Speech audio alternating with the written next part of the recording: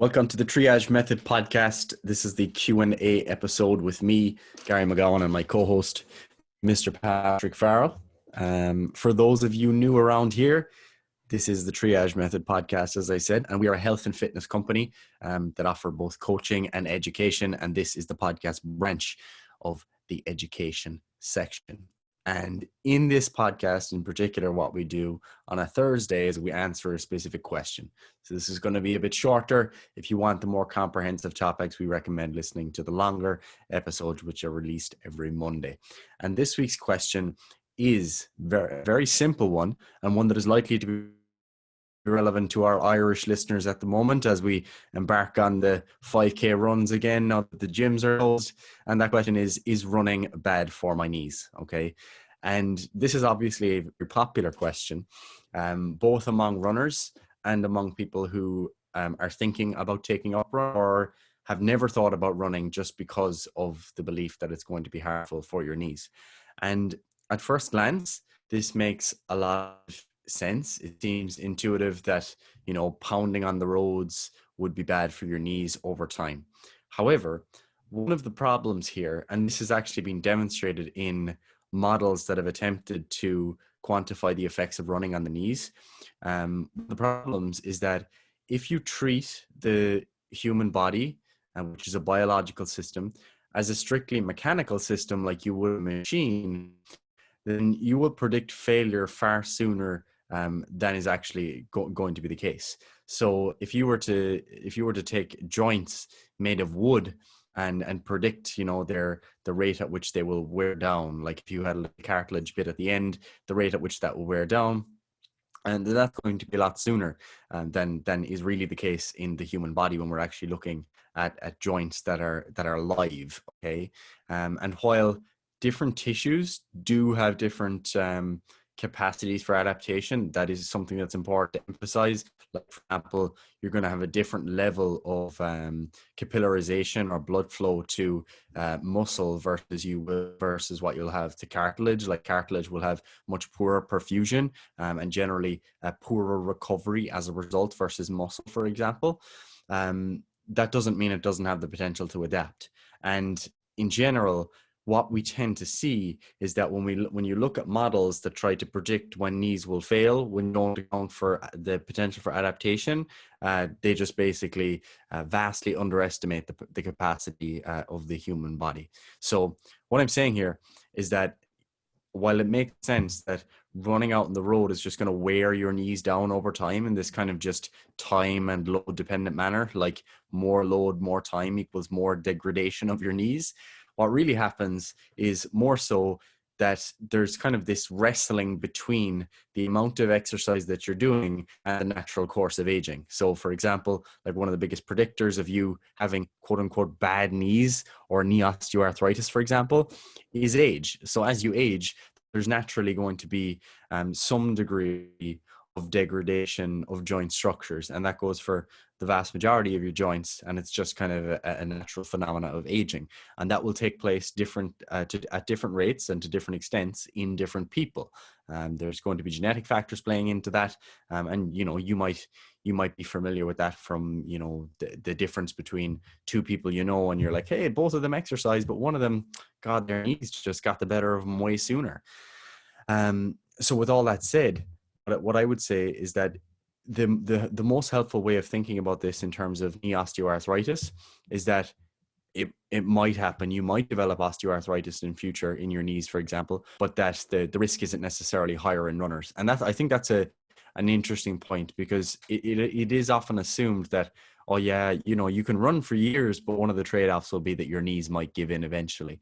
But the reality is that when you actually look at populations of normal control population who don't run and people who do run quite a bit, you tend to see lower rates or at least similar rates, depending on the study, of osteoarthritis in the knees of runners, which I think is interesting. And it kind of gets to a second question then, which would be, okay, but if you do already have some of these changes in your knees, or you've had some trouble with your knees, maybe it's bad then to run.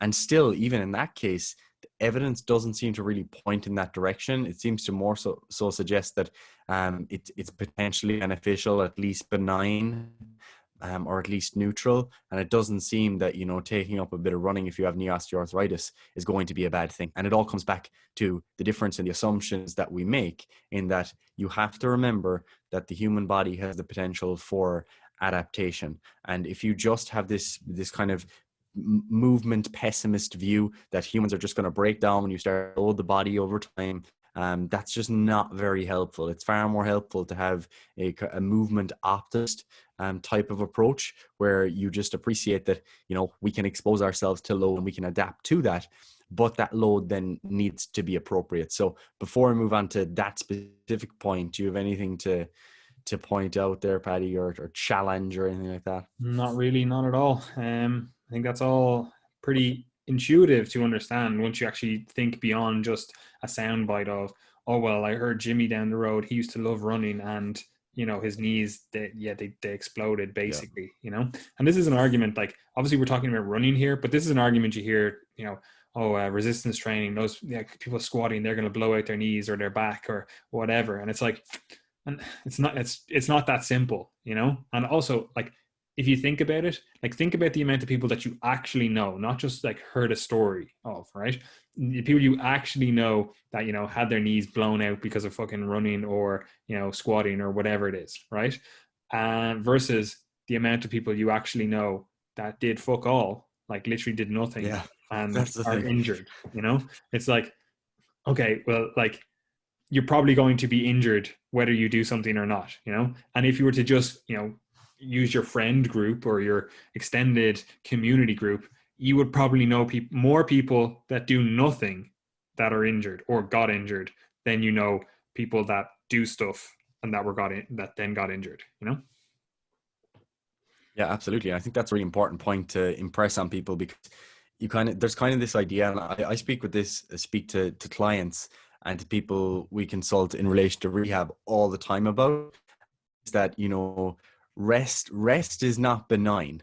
Like, I think people think that, that adding load is a risk factor for injury, and, I'll just sit down, relax and rest for weeks, that's fine, that heals you up. But in fact, that's not what you tend to see. And that's especially the case when it comes to things like cartilage and osteoarthritis risk. Like, being sedentary is not necessarily a good thing, because, your joints are made to move, they're made to be loaded. And, excuse me, of course, there's a risk that you can overload and push far too far, but there's also significant risk associated with underloading. So I would always just, ask people to remember that before you think about the risks of adding in exercise, think about the risks of not adding in exercise, because it's not just a case that one carries risk and the other doesn't. And in particular, when it comes to running, I think, like, one of the things you do also have to think about when you're thinking of those kind of anecdotes that you hear, like, oh, I know this runner and their knees are absolutely destroyed. Like, you probably know lots of sedentary people who have had knee replacements. I certainly do. Lots of people in their 50s, in their 60s, who have knee replacements, never exercised in their lives, because osteoarthritis, as is increasingly clear, or well, it's clear, but more information in relation to it, it's not just a disease of wear and tear. That's kind of the way it's typically taught. Like, it's just wear and tear, your joints wear down over time. But rather, it's kind of like all of the other diseases that you talk about when you talk about heart disease or diabetes. These types of diseases, and that are associated with lifestyle, tend to be kind of multi-system diseases. Less that, for example, things like obesity, it used to, or even if you speak to a lot of people now, if they think about the role that something like obesity or metabolic risk factors that they might play in the development of osteoarthritis, they think of, oh, more weight, so more load on the joints. And that's really intuitive. It's a real simple analysis.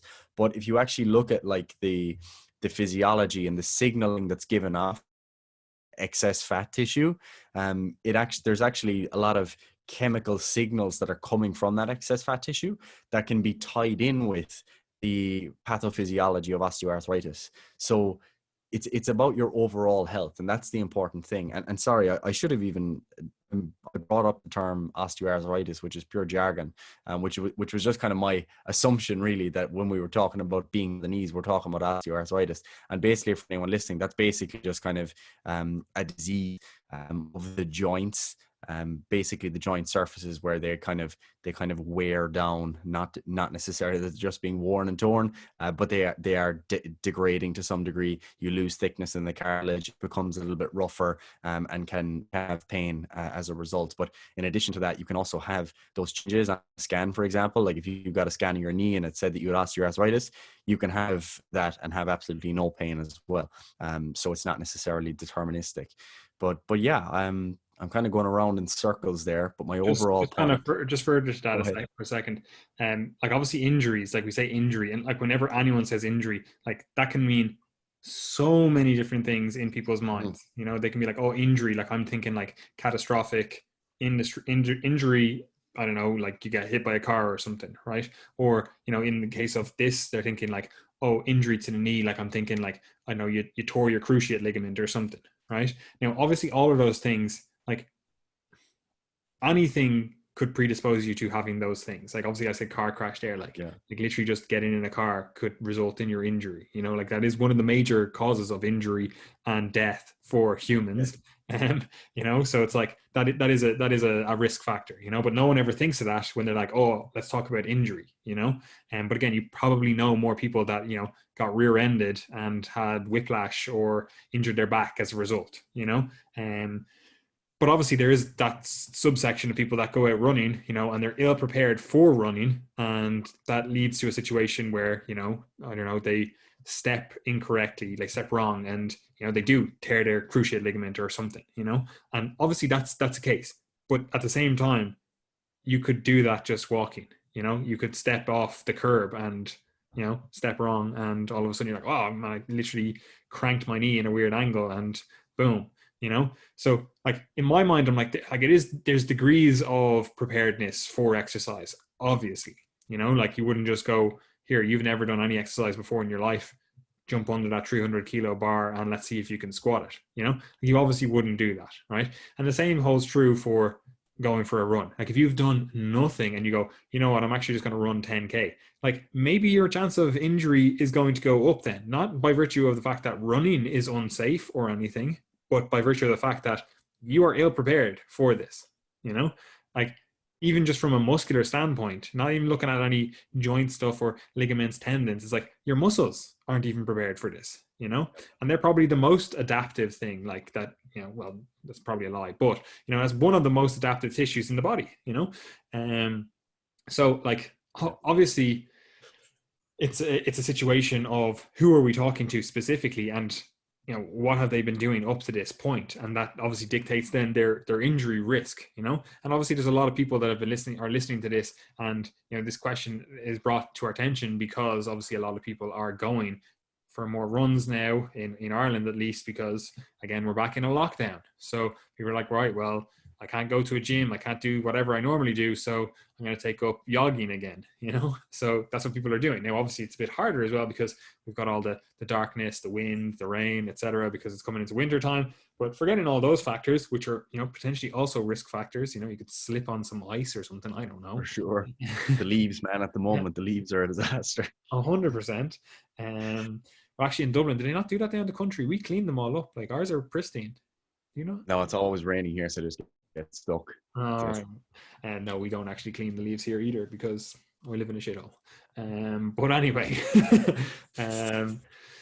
yeah, like obviously there's an injury risk there if you're just out and about in, like, you know, the weather. Like people, again, we live in a society where, you know, we forget that the weather, it kills people, you know. Like obviously just, you know, your average little bit of rain, that's not too big of an issue. But again, the weather itself is an issue for humans and has been an issue for humans for our entire evolution. So, you know, that is something to contend with. So like obviously, again, injury is so broad a category that I know everyone listening to this, we have different concepts of what injury means. Like when we're asking the question, you know, like someone might say to you, oh, does this activity increase my injury risk? And you might be thinking, no, obviously, why would that increase your injury risk? But then if you actually dig a little bit deeper in terms of what they actually mean as injury, you might be like, oh, well, in that circumstance, yeah, it probably would increase your injury risk for that but not overall in terms of a population-based injury risk, you know? Yeah, absolutely. And I think just understanding as well that like while I'm kind of coming to my conclusions based on the evidence we have, which is basically me saying that, right, on average, running doesn't seem to be worse for your knees in terms of osteoarthritis risk. It seems to be a pretty good thing. Even if you do have those changes in your knees that have been identified, still probably, pretty good idea to run. That doesn't mean that like running is one thing. Like, because that's one of the issues I think with like looking at the research and trying to sum it up is like, what are the benefits of running? It's like, wait, what do you mean by running? Like, are you talking about like David Goggins, like 240 miles? Like, is that good for your knees? Probably not. Judging by his videos of him draining his knees, like probably not the best. But like, so there's a significant difference between someone who does that, who pushes themselves to do like 240-mile races, which is very clearly going to be beyond like the threshold of adaptation, and someone who runs like that so consistently all the time, and someone who's saying, hey lads, I'm actually thinking of adding in a couple of 5Ks a week. What do you think? Like, they're significantly different things. And even at that, you also, like you said, have to think about your capacity to adapt to the program. So if you've never done any running, like, don't go out and do 5Ks a week. Even if that doesn't sound like a lot, it's still far more than you have been used to. I would actually start with, all right, let's do 2K 2 or 3 nights a week. Like, it doesn't sound like a lot, but why not just start with that and then build your way up? We've actually got podcasts on programming running, and it's also we also have a YouTube video on it.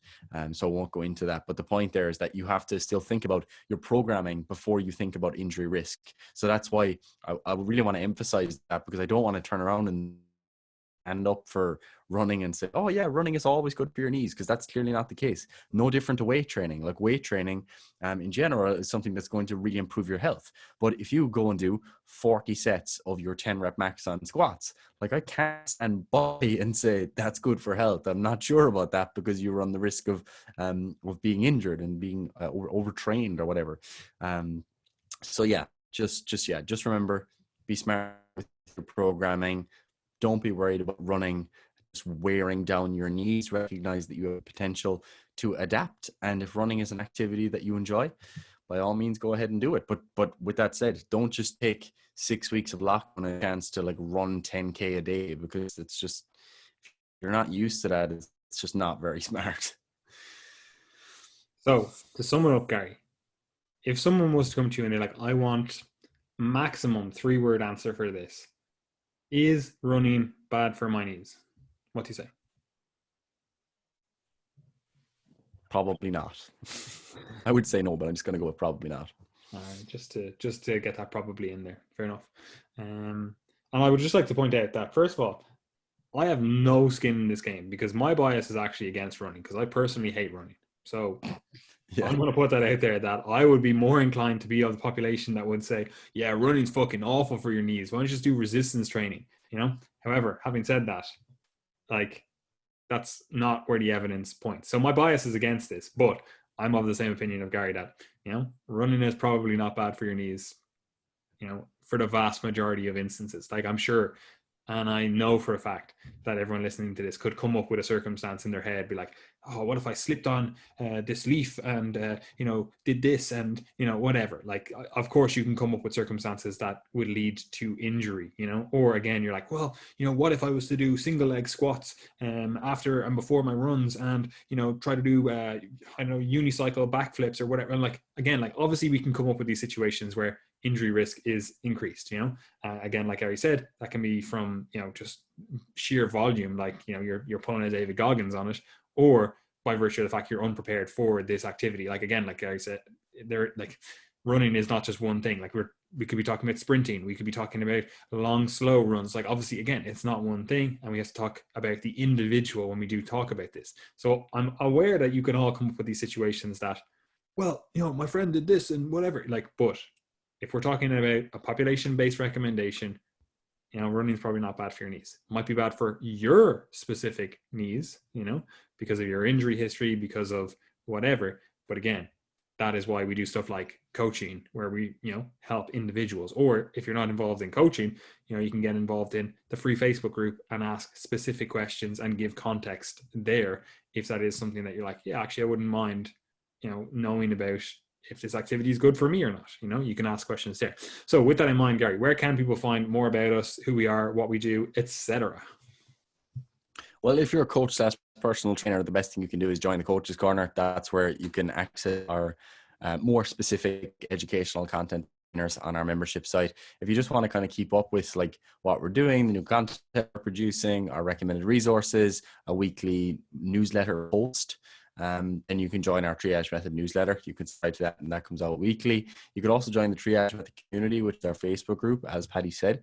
And then if you want to, consider taking the next step and actually work towards your own goals, whether they be running related or lifting related or whatever, we do have coaching space available. So you can sign up for our coaching service.